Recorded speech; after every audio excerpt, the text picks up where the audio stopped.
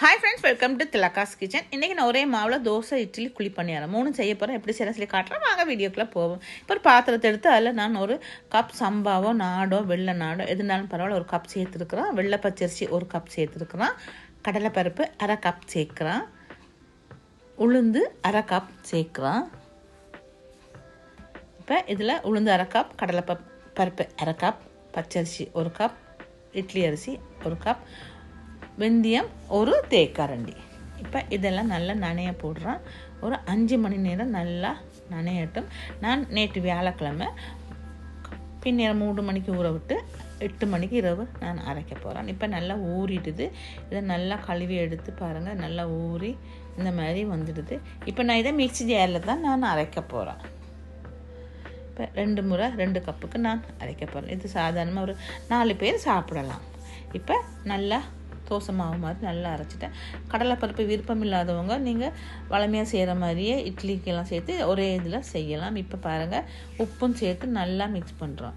நல்லா கையாலேயே கரைச்சிட்டு இதை அப்படியே கொஞ்சம் நான் மூடி வைக்கிறேன். ஒரு 8 மணிக்கு நான் அரைச்சி காலையில் தான் பார்க்குறேன். வெள்ளிக்கிழமை இன்றைக்கு காலையில் பார்க்குறேன். பாருங்கள், இந்த மாதிரிக்கு நல்லா பொங்கி இருக்குது. இப்போ இதை நல்லா மிக்ஸ் பண்ணிவிட்டு நான் இப்போ இதில் இட்லி ஊற்ற போகிறேன். நான் குழி பணியாரம் கொஞ்சம் செய்துட்டேன். நான் அது காட்டுப்படையில் ஆனால் செய்து வச்சுருக்கிறேன்.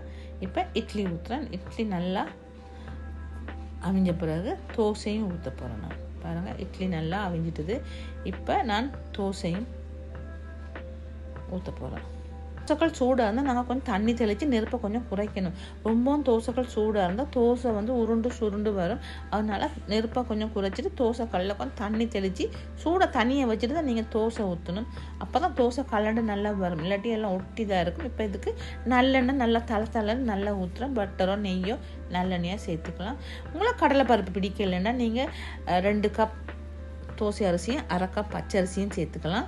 சேர்த்து அதே அளவில் நீங்கள் இந்த 3ஐயும் ஒரே நேரத்தில் செய்யலாம். இந்த 3 அளவு இப்போ விளங்குச்சு தானே. கடலைப்பருப்பு பிடிக்காதவங்க 2 கப் தோசை அரிசியும் அரை கப் வெள்ளை பச்சரிசியும் போட்டு இந்த மாதிரி செய்யலாம்.